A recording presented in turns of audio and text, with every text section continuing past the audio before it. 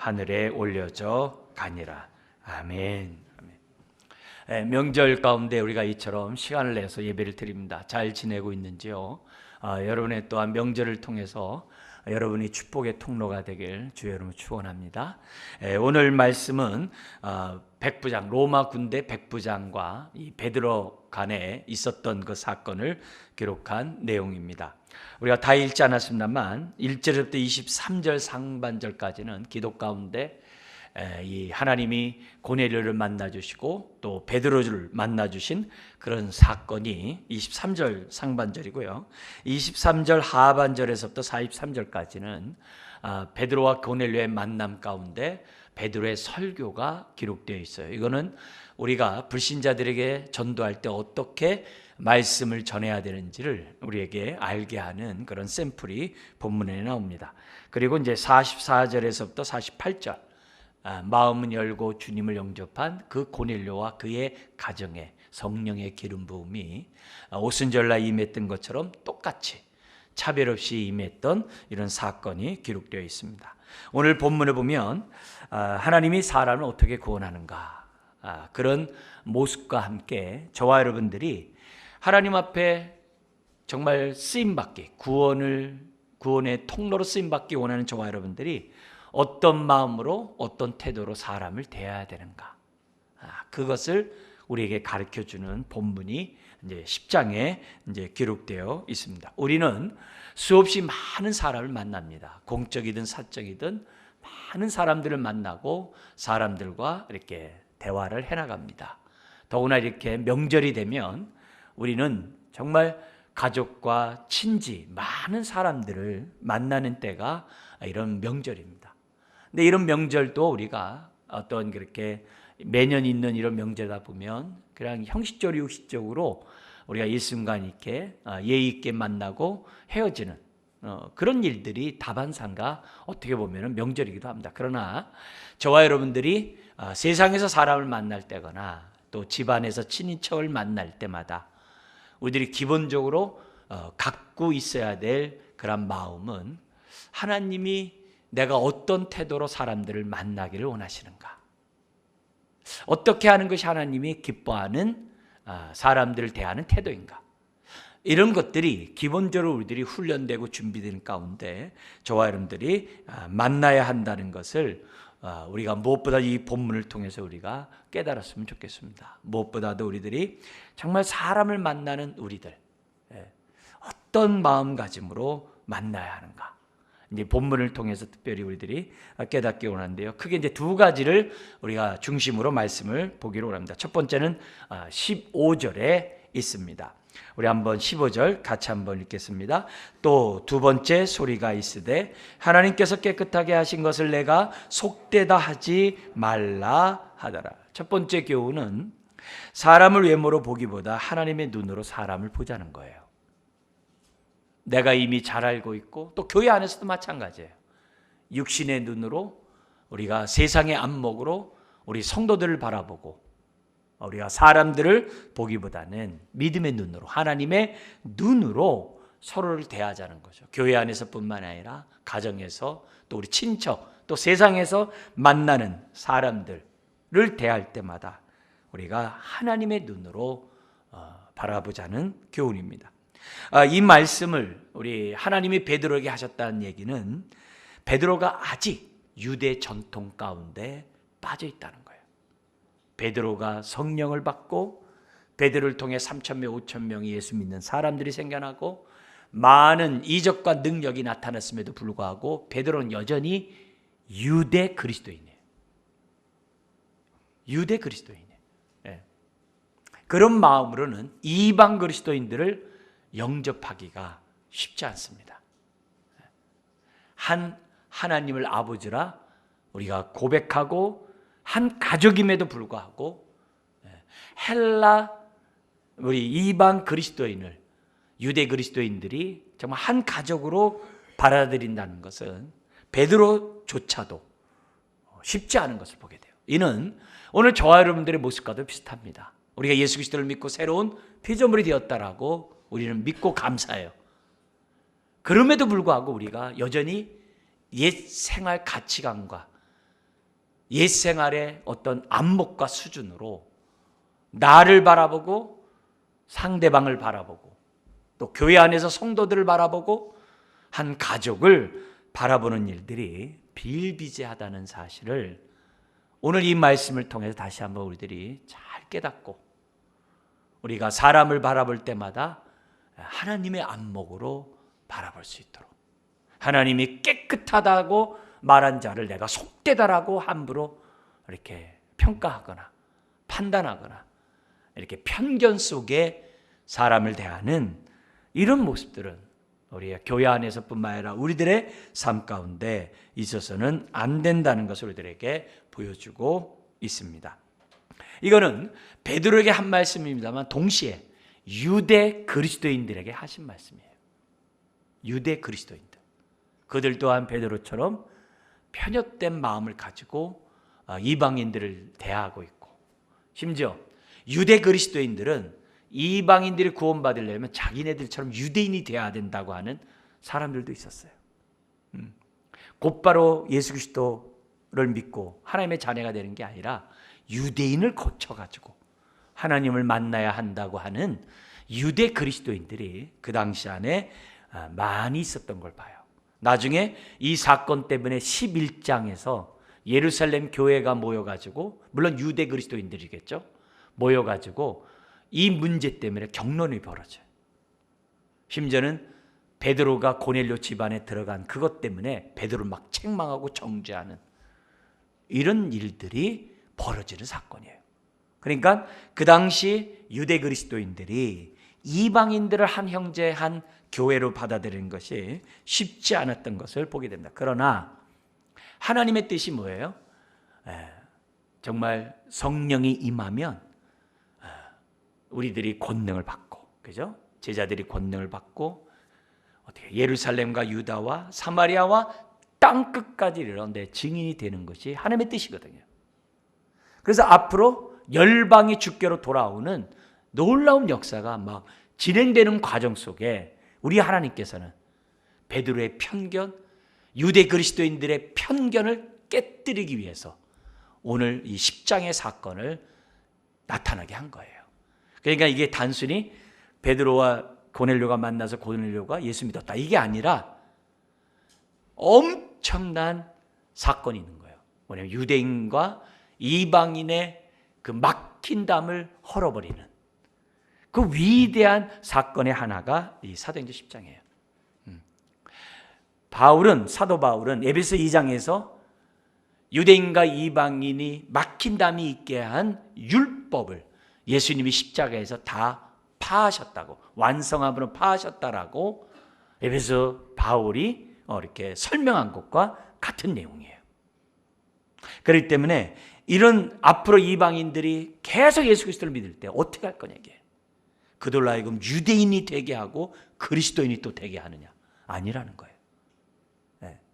그런 사건, 앞으로 벌어진 이 사건을 하나님이 딱 정리시키고 그 당시 유대 그리스도인들로 하여금 차별 없이 이방인들을 한 형제로 한 교회로 받아들이도록 하고자 하신 하나님의 그 뜻이 본문 안에 있음을 저와 여러분들이 기억하고 또 우리가 주목하고 이 본문을 봐야만 합니다.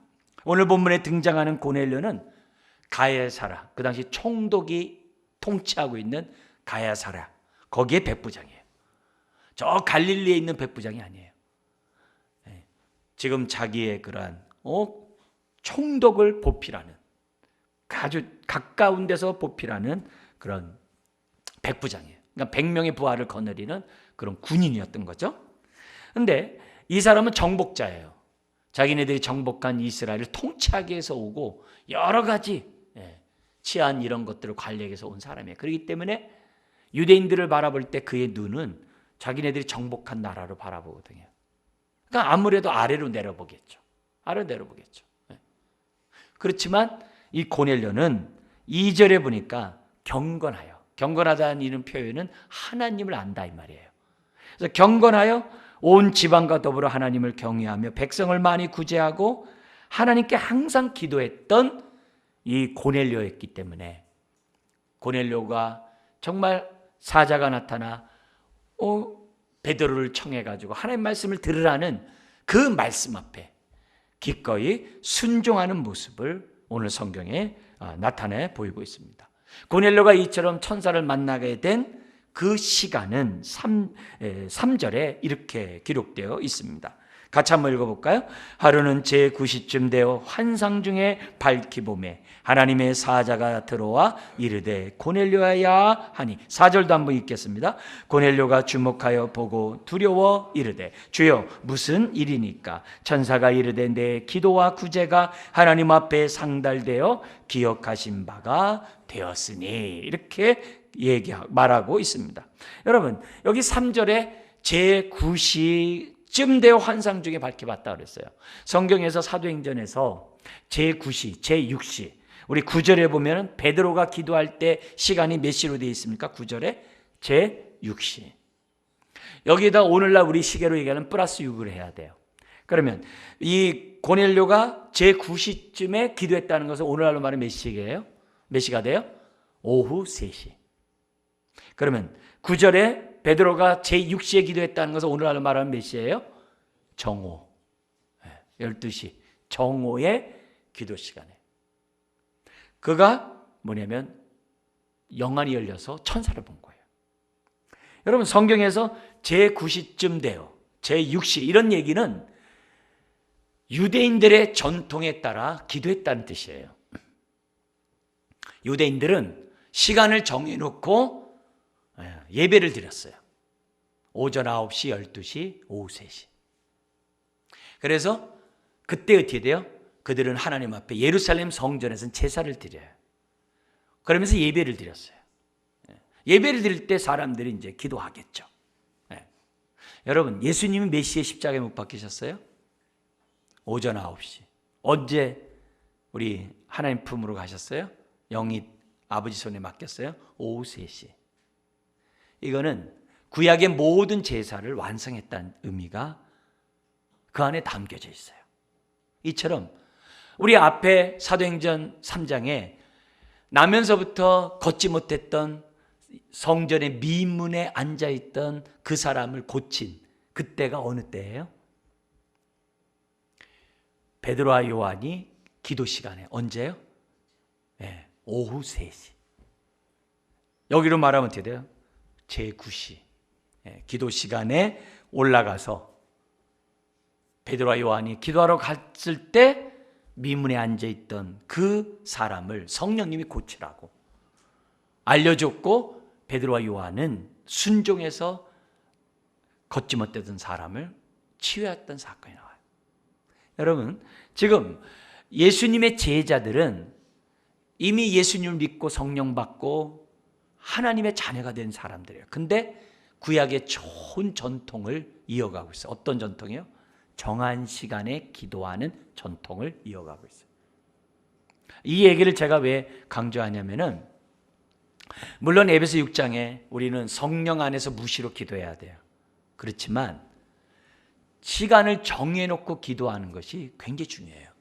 왜냐하면 오늘 본문에서도 고넬료가 항상 기도했다고 했거든요. 그가 제9시 역시 정한 시간에 기도했다라고 볼 수 있는 거죠. 또 베드로도 제6시 정오에 기도했어요. 그것도 뭐예요? 정해놓고 기도했다는 거죠. 그 정한 시간에 하나님이 찾아오신 거예요.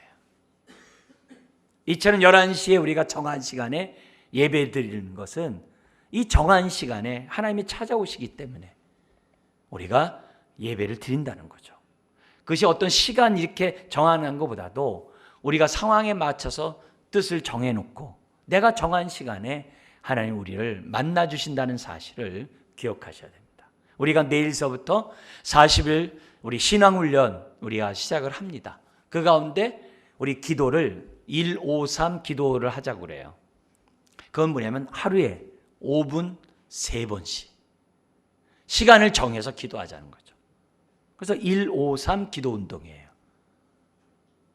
여러분들이 시간을 정하세요. 정하셔서 내가 3번 이때 내가 하나님을 찾으리라. 그 시간이 하나님을 귀히 여기시는 거죠.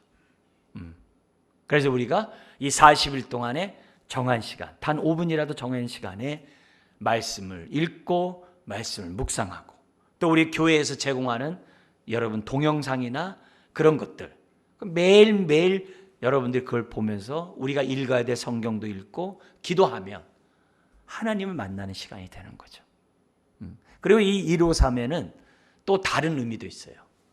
여러분, 제자들이 고기를 잡았을 때 고기를 세웠는데 한 마리도 못 잡았는데 명령에 의해 순종해서 고기를 잡잖아요. 몇 마리라고 그래요? 153마리. 풍성함이죠.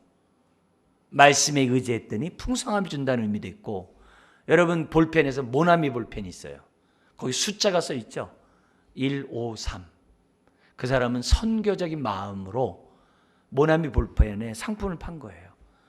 그러니까 이런 모습에서 우리들이 어떤 의미를 갖느냐는 굉장히 중요해요.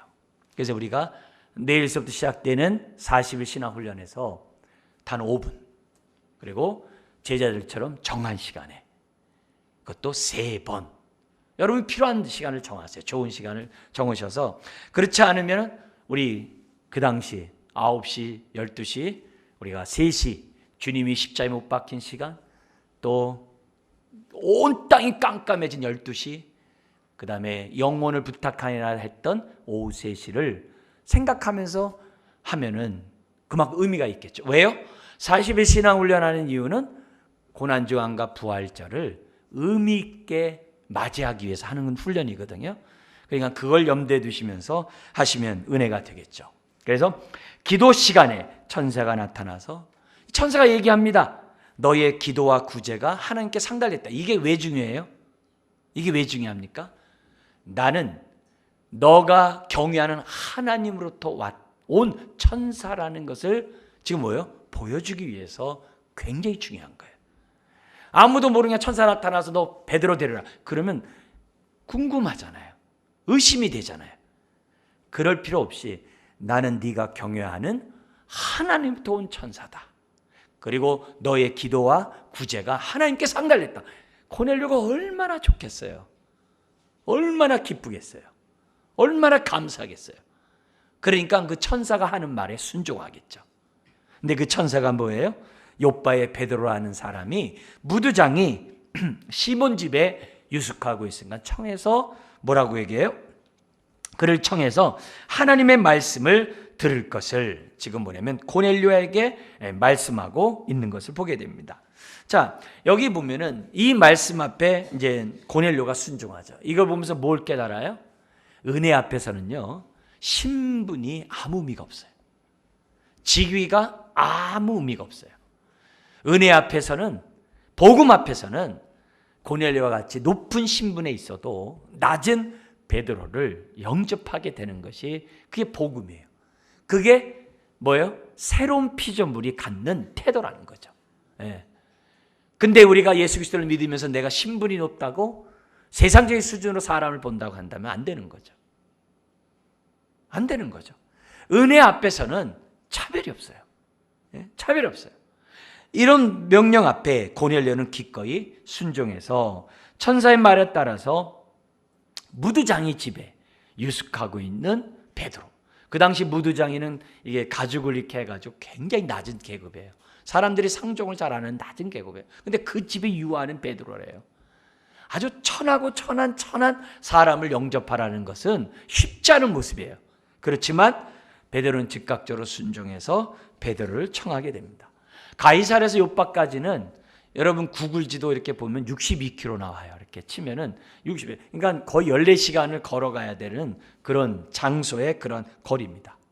근데 그 이튿날 그들이 도착할 그 시점이 이제 정오였던 거예요.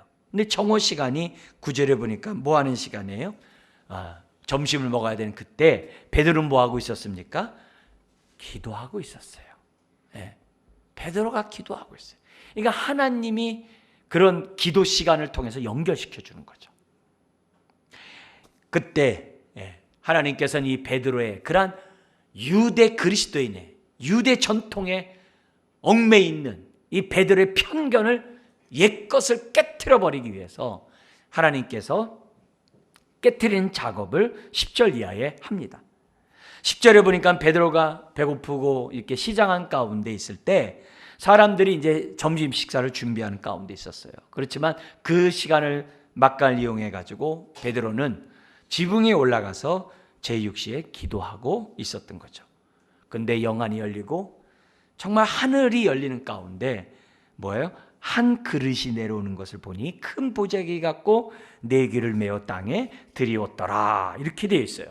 근데 그 안에 짐승을 보니까 자기가 부정하다고 생각하는 짐승들이 있는 거예요. 그런데 13절에 성령님이 베드로에게 얘기합니다.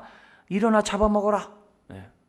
그러니까 베드로는 자기를 테스트하는 줄 알고 14절에 이렇게 얘기합니다. 같이 한번 읽겠습니다. 베드로가 이르되 주여 그럴 수 없나이다. 속되고 깨끗하지 아니한 것을 내가 결코 먹지 아니하였나이다 한데, 자기를 테스트하는 줄 알았어요. 정말 거룩한 자로 하나님 앞에 살고자 하느냐. 근데 베드로는 몰랐던 거죠. 뭐예요? 유대인과 이방인의 걸림돌이 되는 율법의 모든 예식은 다 파해졌다는지를 모르는 거죠. 그리고 베드로가 갖고 있는 편견을 우리 하나님이 깨뜨려 버리려고 하는 그런 역사인지를 베드로는 몰랐던 거죠. 옛 전통에 빠져 있는 거예요. 그러니까 15절에 두 번째 음성이 나오는 거죠. 하나님께서 깨끗하게 하신 것을 내가 속되다 하지 말라, 딱 그런 거예요. 근데 이거를 한 번만 했어요? 16절에 보니까 세 번씩이나 해요. 이걸 보면은 예수님을 세 번씩이나 부인했던 이런 베드로 모습이 또 생각나. 여전히 옛 성품들은 여전히 기질들은 잘 바뀌지 않는다는 것을 우리들에게 보여주는 그런 내용이기도 합니다. 그러면서 이제 그 17절에 베드로가 이게 너무 놀랍잖아요. 영안이 열려서 이런 것을 봤으니까, 환상을 봤으니까 베드로가 이게 도대체 무슨 뜻이지? 이게 뭐지? 막 이런 가운데 지금 뭐냐면 고넬료가 보낸 사람이 집 앞에 와 있는 거예요. 이 집에 베드로가 있습니까? 근데 이런 가운데 베드로에게, 의아해하고 있는 베드로에게 19절에 이런 말씀을 얘기합니다. 19절 20절 같이 한번 읽겠습니다. 베드로가 그 환상에 대하여 생각할 때 성령께서 그에게 말씀하시되 두 사람이 너를 찾으니 일어나 내려가 의심하지 말고 함께 가라. 내가 그들을 보내었느니라 하시니. 우리 하나님께서 얘기해요. 내가 그들을 보냈다. 물론 이제 성령님을 통해 얘기하는 거죠. 여러분, 베드로에게는 성령을 통해서 얘기하고요. 고넬료에는 누구를 통해 얘기해요? 성령이 아니죠? 천사를 통해서. 그죠? 천사와 성령님은 우리가 흔히 말한 대로 성령님은 하나님이세요. 천사는 그 하나님의 부리는 종이에요. 그죠? 오늘 신약을 살아가는 저와 여러분들은, 예수 그리스도를 영접한 사람들은 다 성령을 받은 자인 줄 믿습니다. 그 증거가 뭐예요? 하나님을 아버지라 고백하는 것. 예수님을 나의 구세주로 영접하고 나의 주님으로 고백하는 것. 그 성령 없이는 안 돼요. 배워서 되는 게 아니에요. 근데 오늘날의 사람들, 이런 사람이 있으면 어떻게 될까요? 저에게 천사를 보내주세요. 막. 성령 하나님이 함께 하는데 천사를 보여주세요 이렇게 하면 이 격이 안 맞는 거예요. 격이 안 맞는 거예요. 고넬료는 아직 예수 그리스도를 영접한 자가 아니에요. 성령 받은 자가 아니에요. 그러니까 어떻게 돼요? 천사를 통해서 하는 거고, 베드로에게는 이미 성령이 임했기 때문에 성령님이 직접 말씀하고 있는 것을 우리들에게 이제 보여주고 있는 거죠. 그러자 이제 베드로가 그 말을 듣고 무슨 일로 왔느냐? 22절에 고넬료가 보낸 사람이 자초지종을 다 얘기하고 당신을 초대하라고 해서 왔습니다. 그리고 이제 다음 날 이제 출발하는 장면이 뒤에 나오고 있습니다. 여러분, 여기서 또한 우리들이 알아야 될 교훈이 있습니다. 그게 뭐냐면은 고넬료 같이 하나님을 경외하고 신을 찾고자 하는 사람들에게 하나님은 빛으로 인도한다는 거예요.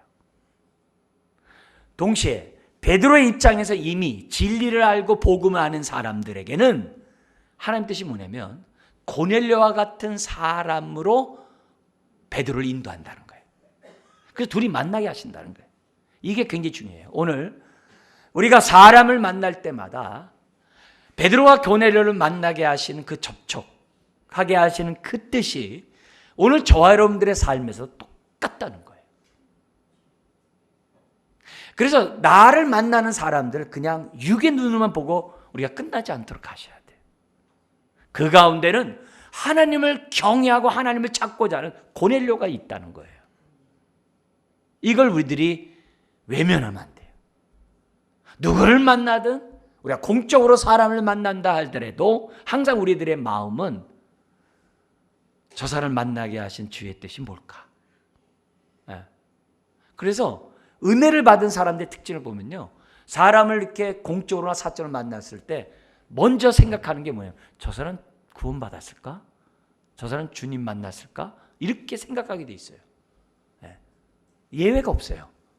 그래서 사람들을 만날 때마다 저 사람 주님 만난 사람인가? 항상 마음속에 공적인 일을 하면서도 항상 영적인 그런 안목으로 상대방을 보게 돼 있습니다. 만약에 그렇지 않다면 기도하셔야 돼요. 오늘 이 진리처럼 고넬료와 같은 사람을 베드로에게 인도하신 하나님은 베드로 또한 고넬료와 같은 사람에게 인도하신다는 거예요. 우연이 없어요. 우연이 없어요. 다 뜻 가운데 만남을 하나님이 주선하고 인도한다는 사실을 저와 여러분들이 잊어서는 안 돼요. 불신자의 집에 내가 결혼했다? 주 예수를 믿으라 그리하면 너와 내 집이 구원 얻으리라는 말씀 이루기 위함이라는 사실을 잊어서는 안 돼요. 잊어서는 안 돼요. 주의 뜻은 이루어지게 되어 있는 거예요. 되어 있는 거. 그걸 우리들이 아셔야만 한다는 거죠. 고넬료는 하나님을 경외했어요. 구제와 기도를 열심히 했어요. 그러나 예수님을 몰랐어요. 그렇지만 그 고넬료를 하나님이 받으셨어요. 예수님을 모르는데 받으셨어요. 예수님을 모르는데 받으셨어요. 때가 되매 예수 그리스도가 그에게 찾아온 거예요. 그리고 고넬료는 예수님이 누구인지 알게 되는 축복을 받게 돼요. 베드로를 통해. 그리고 예수님을 영접함으로 온전한 구원이 고넬료와 그의 집안에 이루어지는 것을 보게 됩니다. 여러분, 천하의 다른 이름을, 천하 사람에게 구원을 얻을 만한 다른 이름 우리에게 주신 일이 없다 그랬어요. 오직 예수. 오직 예수. 자, 오늘 본론적인 그런 얘기를 좀 들어가서 이렇게 얘기하죠. 베드로는 잡아먹으라고 했을 때 거부했어요. 하나님의 자기를 테스트한 줄 착각했겠죠. 그러나 하나님의 본 뜻은 뭐예요? 유대 그리스도인의 편협한 마음을 깨뜨리기 위해서. 그리고 이방인도 동일한 하나님의 자녀로 서로 영접하고 한 교회를 세우라고 우리 하나님께서는 잡아먹으라고 했음에도 불구하고 베드로는 거부했던 것을 우리 이 본문을 통해서 우리가 보셔야 됩니다. 여러분, 이미 예수 그리스도와 함께 새 시대가 도래했어요. 하나님 나라가 임했어요. 그래서 옛것의 모든 것들은 다 파야 돼요. 왜? 이미 예수 그리스도 안에서 완성되었기 때문에 모든 것들은 다 파야만 하는 거죠. 하나님은 이미 예수 그리스도를 말미암아 유대인과 이방인을 차별하지 않으셨어요. 하나님은 이방인도 구원받기를 원하세요. 바로 그 얘기예요. 근데 베드로의 입장에서는 자기 전통에 따라서 하나님의 뜻을 오해했던 것을 보게 됩니다. 여러분, 복음 앞에는 유대인이나 이방인이나 차별이 없어요. 유대인에게도 복음이 필요하고 이방인에게도 복음이 필요해요. 그리고 땅끝까지 이르러 주의 증인이 되라는 명령은 오늘날도 동일해요. 그 말은 뭐예요? 예수 그리스도 안에서는 유대인과 이방인이 아무 의미가 차별 그런 것들이 없다는 것을 우리들에게 보여줘요. 그런데 안타깝게도 베드로와 같은 이런 편협된 배타주의가 우리의 옛사람의 유산으로 여전히 남아있다는 것이 현실이라는 거예요. 오늘 우리가 이 베드로와 같이 정말 편협된 마음으로 이방인을 보듯이 불신자들을 보고 심지어는 믿는 사람들까지도 육신의 눈으로 바라본다고 한다면 깨뜨리셔야 돼요. 명절과 같이 사람을 만나고 막 이런 일이 있을 때 요식행위로 만나지 않도록 조심해야 돼요. 우리가 직장이나 사회에서 만날 때도 조심해야 돼요. 바리새인을 왜 우리 예수님이 그렇게 책망하십니까? 외식주의 때문에. 그리고 뭐예요? 다 끼리끼리 배타적인 그 모습이기 때문에 우리 주님이 막 화이진저 하셨죠. 근데 우리들에게도 있다는 거예요. 나 우리. 예.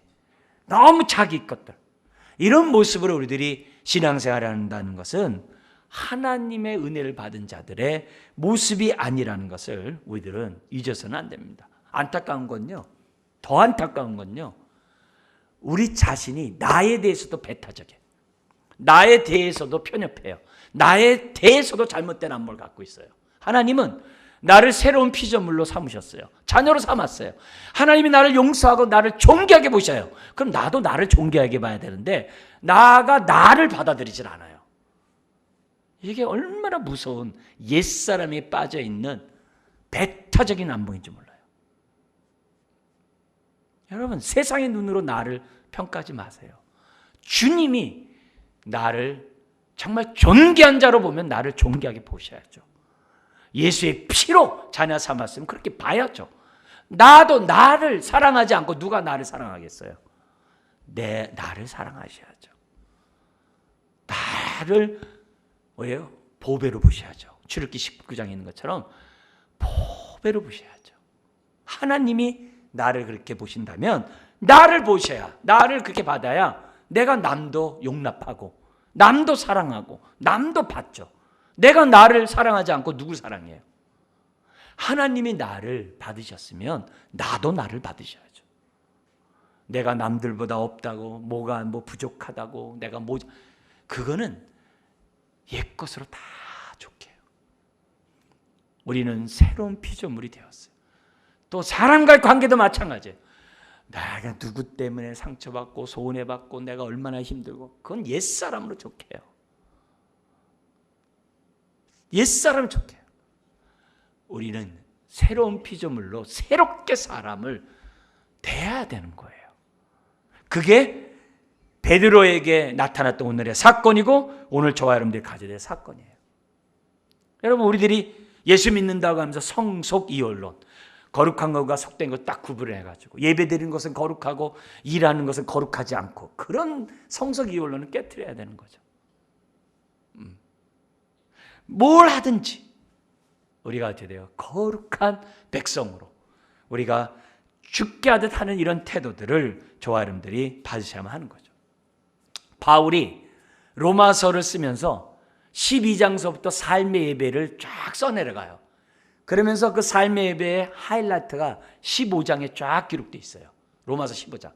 그 가운데 하나가 오늘 말씀과 연관된 한 구절을 얘기하면은 15장 7절이에요. 로마서 15장 7절인데요. 이렇게 되어 있습니다. 그러므로 그리스도께서 우리를 받아 하나님께 영광을 돌리심과 같이, 그 다음 구절 우리 읽어볼까요?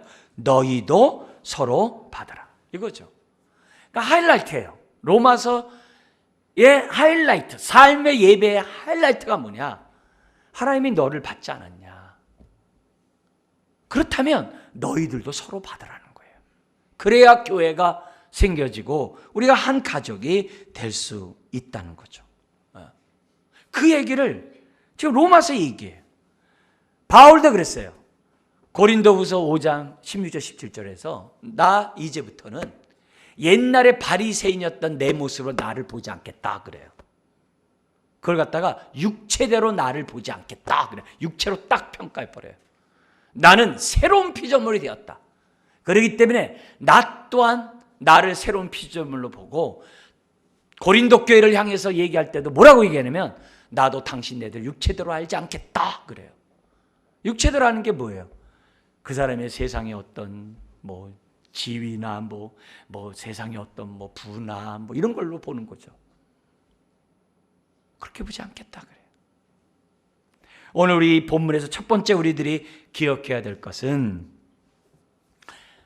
오늘 저와 여러분들 뿐만이 아니라 아직 믿지 않는 사람들도 하나님이 다 구원받기 원하세요. 그들에게 하나님의 사랑이 전파되기 원하세요. 차별하면 안 돼요. 하나님의 눈으로 우리가 어떻게 돼요?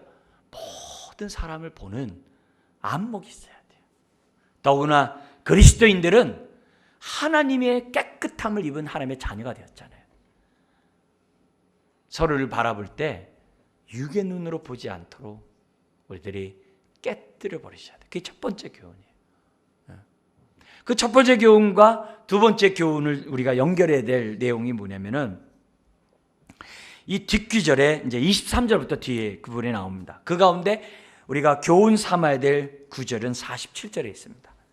47절을 한번 읽겠습니다. 이에 베드로가 이르되 이 사람들이 우리와 같이 성령을 받았으니 누가 능히 물로 세례 베품을 금하리요 하고, 두 번째 교훈은 뭐냐면 하나님을 경외하는 자들, 은혜에 있어서나 구원에 있어서나 축복에 있어서나 우리가 성령 충만을 받는 데 하여튼 모든 일에 있어서 차별하지 않습니다. 차별하지 않아요. 하나님을 경외하는 자들을 하나님은 결코 차별하지 않습니다. 이걸 잊어서는 안 돼요.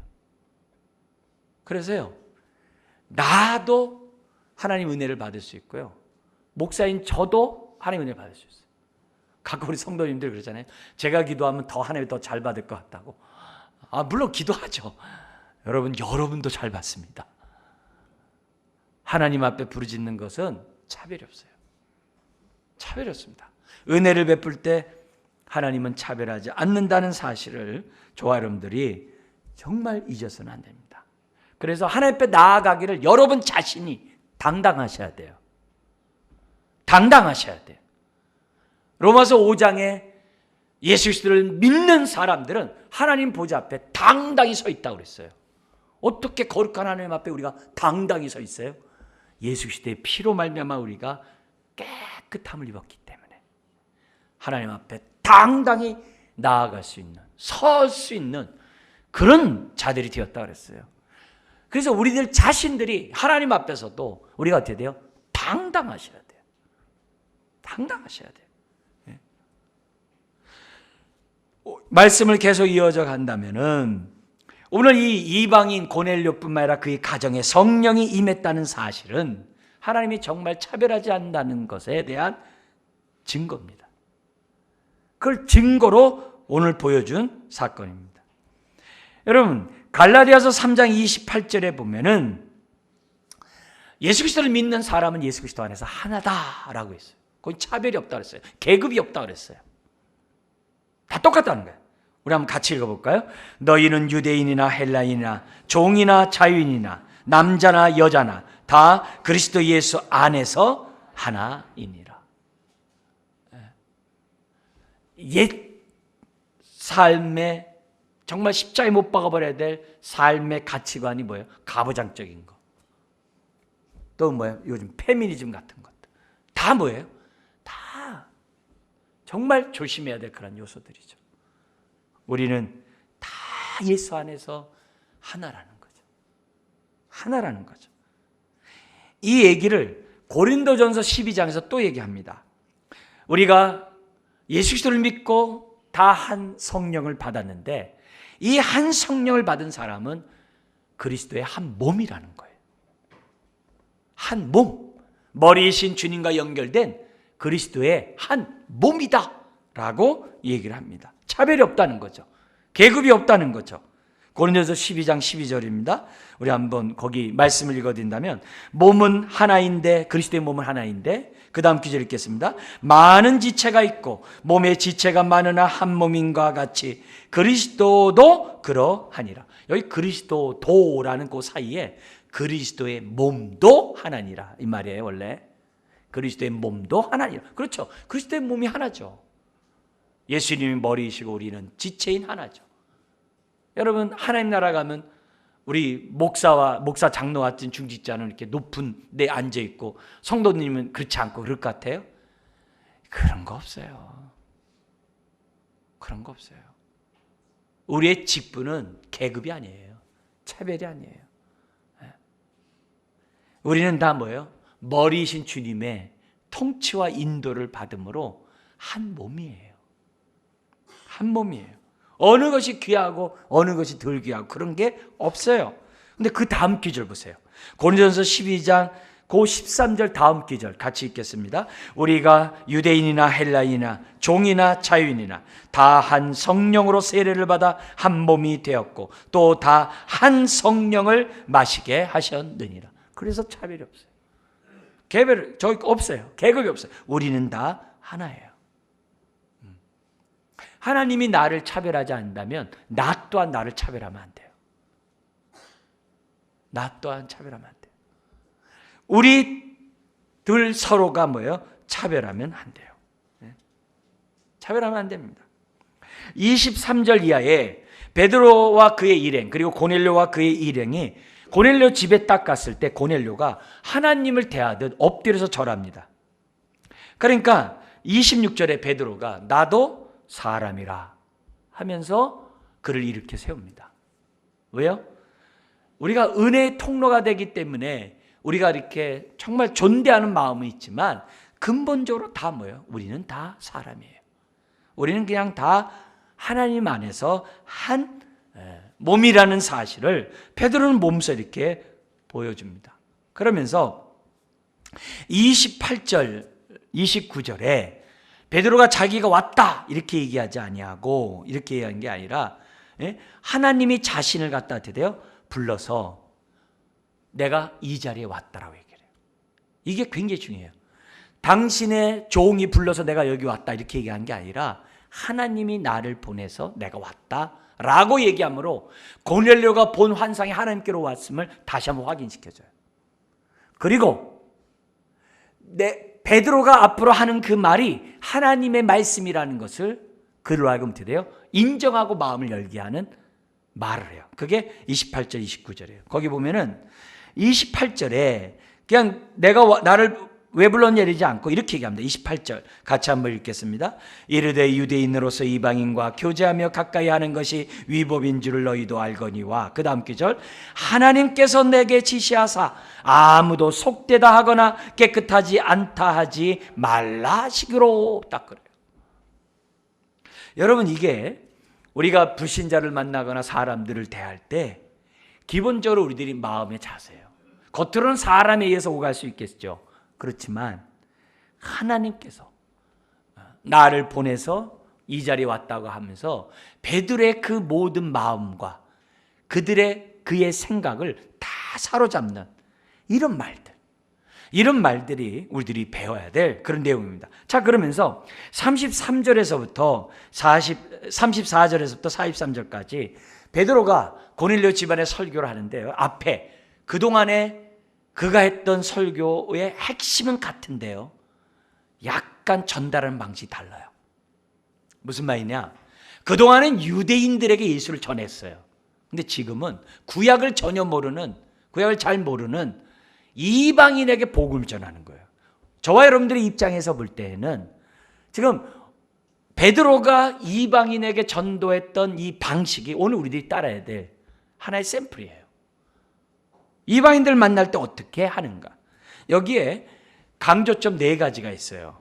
그 내용을 우리가 잘 기억하고 오늘 우리들이 나로 하여금 만나는 사람에게 잘 우리들이 적용한다면 놀라운 하나님의 축복의 통로가 될 수 있어요. 첫 번째는 34절 35절에 있습니다. 어떻게 얘기하냐면요, 래퍼를 형성해요. 공감대를 형성하는 게 첫 번째 있어요. 34절 35절 한번 읽겠습니다. 베드로가 입을 열어 말하되 내가 참으로 하나님은 사람의 외모를 보지 아니하시고 각 나라 중 하나님을 경외하며 의를 행하는 사람은 어떻게 해요? 다 받으시는 줄 깨달았도다. 네? 이렇게 얘기하면서 지금 어떻게 돼요? 고넬료에게 예수를 소개하기 전에 지금 누굴 얘기한 거예요? 고넬료가 믿고 있는 하나님을 얘기를 해요. 그래서 고넬료가 하나님을 경외하고 있다는 얘기를 어떻게 돼요? 인정함으로 지금 연결고리가 되는 거예요. 말의 연결고리뿐만 아니라 고넬료의 마음을 활짝 열게 하는 거예요. 이미 앞에서도 얘기했어요. 하나님이 너의 구제와 기도를 다 받으셨다. 근데 하나님의 종으로 온 베드로가 똑같이 하나님이 당신이 경외하는 것을, 하나님이 경외하는 것을 하나님이 어떻게 돼요? 다 받으셨다는 거예요. 다 받으시는 줄 깨달았도다.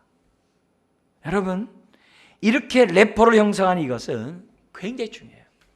여러분이 일로 사람을 만나다거나 일반적으로 사람을 만나다거나 자주 만나는 사람들이 있을 때 어떻게 내가 만난 예수 그리스도의 하나님의 사랑을 전할 수 있는가? 서로 관계가 이렇게 연결이 돼야 돼요. 서로 공감대가 있어야 돼요. 근데 그 공감대 가운데 중요한 게 뭐냐면 상대방을 인정하는 그 공감대가 반드시 있어야 돼요. 그런 상대방의 그런 것을 인정하지 않고 예수님을 전하면 하나님의 말씀이 귓가에 떨어진 씨앗과 같이 돼가지고 마귀가 집어가서 먹는다고 그랬어요. 집어가 버린다 그랬어요. 하나님의 씨앗의 말씀이 옥토밭에 떨어지도록 해야 돼요. 그게 첫 번째 베드로가 했던 이 방식이에요. 두 번째는 뭐냐면은 36절이에요. 지금 구원의 역사가 특히 예수님을 소개할 때 그 예수님은 유대인만의 예수님이 아니라 이방인의 예수님이 된다는 얘기를 두 번째로 얘기합니다. 36절 한번 읽겠습니다. 만유의 주 되신 예수 그리스도로 말미암아 화평의 복음을 전하사 이스라엘 자손들에게 보내신 말씀하면서 예수님의 일대기를 쫙 얘기합니다. 근데 예수님을 뭐라고 얘기하고 있어요? 만유의 주. 이스라엘 유대인들만의 주가 아니라 이방인의 주가 된다는 거예요.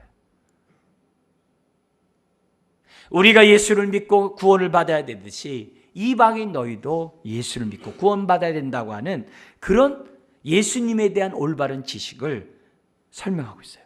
근데 그 예수를 전하면서 누구와 연결시키냐면 성부 하나님과 연결시켜요. 하나님과 연결을 시켜서 베드로가 말을 합니다. 예수를 말할 때 하나님과 연관해서 이게 굉장히 중요해요. 그래서 38절에 이렇게 얘기합니다. 같이 읽어볼까요? 하나님이 나사렛 예수에게 성령과 능력을 기름 붓듯 하셨으며 그가 두루 다니시며 선한 일을 행하시고 마귀에게 눌린 모든 사람을 고치셨으니 이는 하나님이 함께 하셨습니다. 여러분, 예수님이 많은 병든 자를 고치고 귀신을 쫓아내는 게 누가 함께 했기 때문에요? 하나님이 함께 했기 때문에. 이게 중요해요. 고넬료가 믿는 그 하나님이 함께 했기 때문에, 그 하나님이 예수님에게 성령을 부어주시고 능력을 행하 귀신을 쫓았다는 거예요. 여러분, 이게 왜 중요하냐? 오늘날에도 중동 지역에 하나님을 경외하는 고넬료 같은 사람들이 많이 있어요. 우리랑 같이 협력하며 기도하는 우리 무슬림 지역에 있는 선교사들이 있잖아요. 그 가운데 한 분이 그래요. 지금도 무슬림 지역 속에서 자신이 그리스도인이라는 것을 나타내지 못하는 나라들이 많잖아요. 왜? 작년 한 해만 해도 6천 명 가까이 죽었잖아요. 너무나도 많은 사람들이 죽는단 말이에요. 그렇기 때문에 뭐냐면 예수님을 믿지만 자기를 드러내지 않는 도를 따르는 무슬림들이 많아요. 그래서 그 모임에 그 선교사들이 가가지고 말씀을 가르치기도 해요. 지금도 곳곳의 나라에 가서 그런 사람들과 함께 예배를 드려요. 여러분, 그런 사람도 있어요. 그러니까 이런 자기의 그런 것들을 나타내지 못하는 그러나 하나님을 경외하는 고넬료 같은 사람들이 있어요. 근데 이게 무슬림들에게 복음을 전할 때, 예수를 전할 때 그들이 믿고 있는 알라와 연결한다든지 유대교인들이 믿고 있는 여호와와 연결한다든지 하면서 예수를 전하는 게 굉장히 중요해요. 요 방법이. 제가 몇 해 전에 우리 목회자들하고 이스라엘 성지를 갔어요. 근데 줄을 서 있는데 제가 앞줄에 있고 그 앞줄이 한 20여 명의 유대인들이 서 있었어요. 그러니까 우리가 있으니까 어디서 왔냐니까 한국에서 왔다 그러니까 한국에서 온 목사다라고 얘기를 하니까 그러냐고. 당신네들은 예수를 믿지만 우리는 하나님 믿는다 그래요. 그렇게 얘기를 해요, 유대인이. 그래서 무슨 소리냐? 우리는 하나님을 믿는다 그러니까 눈이 동그래요. 무슨 소리냐? 너희는 예수 믿잖아. 우리는 하나님 믿고. 아니에요. 우리는 당신이 믿는 하나님 믿는다고. 그리고 그 하나님이 보낸 예수 그리스도를 믿는다니까 자기네들끼리 막 수구수구 하면서 막 그래요. 이상한 사람 같다고 그래요. 유대인에게 예수를 소개할 때 그들이 믿는 하나님이 보냈다라고 믿는 것이 거기 많은 20여 명의 사람들의 마음을 술렁거리게 해요. 오늘날 똑같은 거예요. 그래서 유대인에게 복음을 전할 때 이 방식을 똑같이 해요. 그래서 지금 유대인 가운데 예수 그리스도를 믿는 많은 메시아를 믿는 유대인들이 있죠. 그거 갖다가 메시아닉 주라고 그래요. 메시아를 믿는 유대인. 지금 많이 생겨나잖아요. 이 방식으로 전해요. 그래서 이게 뭐냐면 전도하는 이런 방식 속에서 구원의 예수님에 대한 구원을 역사적인 사건을 딱 설명하기 전에 예수가 누구냐? 하나님이 보낸 예수라는 거예요. 그리고 나서 저와 여러분들이 잘 아는 역사적 예수를 얘기해요. 그분이 십자가에 죽으시고 그분이 3일 만에 부활하시고 부활하신 주님이 자신들에게 나타나셨고 자신들에게 예수를 전하라고 명하셨다. 그 얘기를 하는 거예요. 우리들이 알고 있는 얘기. 거기에요. 예수님의 십자가의 죽음이 대속의 죽음이고 그분의 죽음이 희생제물 그런 얘기 다 없어요. 왜? 유대인들이 아니기 때문에. 이방인은 그런 거 몰라요. 아주 역사적 예수를 딱 전해요. 근데 복음을 전할 때 예수님에 대해서 한 가지 더 전하는 내용이 있어요. 그게 42절이에요.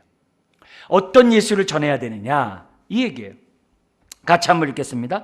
우리에게 명하사 백성에게 전도하되 하나님이 살아있는 자와 죽은 자의 재판장으로 정하신 자가 곧 이 사람인 것을 증언하게 하셨고. 무슨 말이에요 이게요? 예수님이 심판주라는 거예요. 구세주이신 예수님을 만나지 못하면 심판주를 만날 수밖에 없다는 거예요. 하나님이 예수님을 심판주로 정하신 자라고 얘기했어요. 여러분, 예수님은 창조주시면서 구세주이시면서 심판주세요. 이 땅에서 구세주를 만나지 못하면 심판주의 주님을 만나요. 그 얘기를 딱 전하는 거예요. 예수님에 대해서. 예수님이 어떤 분이, 만유의 주이신 그분이 어떤 분인지를 딱 설명을 해요. 그렇게 복음을 우리가 불신자들에게 우리가 알고 있는 얘기를 딱 전해요. 그리고 마지막 네 번째, 그게 43절이에요. 뭔 얘기면 같이 한번 읽어볼까요? 그에 대하여 모든 선지자도 증언하되 그를 믿는 사람들이 다 그의 이름을 힘입어 죄사함을 받는다 하였습니다. 믿으면, 예수 그리스도를 믿으면 다 죄사함을 받는다라고 기록하고 있어요. 여러분, 고넬료는 구약의 선지자들이 누군지 몰라요. 그러나 죄가 뭔지 알아요. 근데 그 죄가 사함받으려면 예수를 믿어야 한다는 거예요. 여기서 무슨 복음을 든 거예요? 죄 사함을 받으려면 예수를 믿어야 한다는 복음을 듣게 된 거예요. 그 예수를 하나님이 보냈다는 사실을 고넬료가 듣게 된 거예요. 그래서 믿음은 들음에서 나고 들음은 그리스도의 말씀에서 나는 것처럼 고넬료는 그리스도의 말씀을 들음으로 믿었고 그는 어떻게 돼요? 믿음으로 하나님의 자녀가 되는, 정말 죄 사함 받은 자녀가 되는 축복이 임했던 거예요. 그 증거가 44절 48절에 성령이 임한 거예요. 성령이 임한 그 사건은 차별이 없어요. 믿는 자에게는 성령이 다 임하게 있어요. 어떤 사람은 예수 믿고 난 다음에 다시 또 성령 받아야 된다 막 이렇게 얘기를 해요. 그건 성령의 능력과 연관된 것이지 인격적인 하나님을 받는 데는 차별이 없어요. 믿으면 다 성령님이 다 임하게 되어 있어요. 그러니까 47절, 우리가 누구에게 하나님을 맡겠느냐 하면서 물 세례를 줘요. 마음으로는 이방인에게 세례 준다는 거 쉽지 않거든요. 왜? 한 형제로 받아들여야 되기 때문에. 근데 누가 맡겠느냐? 성령이 주래니까 순종해서 주는 사건이 나옵니다. 근데 더 놀라운 사건이 나와요. 그게 48절이에요. 우리 이제 읽고 마무리하겠는데요. 명하여 예수 그리스도의 이름으로 세례를 베풀라 하니라. 그들이 베드로에게 며칠 더 머물기를 청하니라. 여러분, 유대인은요 이방인과 상종도 안 해요. 유대인은 이방인과 밥도 안 먹어요. 근데 며칠 동안 같이 있으면서 먹어요. 이게 나중에 그 교회에 문제가 되는 게 11장에 나와 있는 사건입니다. 그건 나중에 우리가 생각해 보기로 하고 말씀을 마무리하겠습니다. 여러분, 하나님을 경외하는 자에게 하나님은 차별이 없어요. 여러분이 은혜를 받고자 하나님을 사모하면 하나님을 만나주세요. 하나님에게 필요한 것은 회개와 믿음이지 그 이상의 것이 없어요. 우리가 회개하고 우리가 예수 그리스도를 믿는다면 누구든지 만나주세요. 그리고 누구든지 성령을 부어주세요. 성령을 부어주세요. 이걸 우리들이 생각하고 오늘 우리들이 어떻게 돼요? 하나님 앞에서 우리가 정말 올바른 내 신분의 변화를 깨닫고 옛 방식으로 오늘 살아가는 게 아니라 베드로처럼 새로운 방식으로, 새로운 피조물로 저와 여러분들이 살아야 한다는 거죠. 먼저 나를 받으세요. 그리고 나를 사랑하세요. 그래야 남을 받고 남을 사랑합니다. 그리고 내가 하나님 앞에 나아가면 누구보다도 나를 하나님이 받으시고 기뻐한다는 사실을 생각하고 믿음으로 하나님 앞에 나아가세요. 하나님은 은혜로 부어주실 것입니다.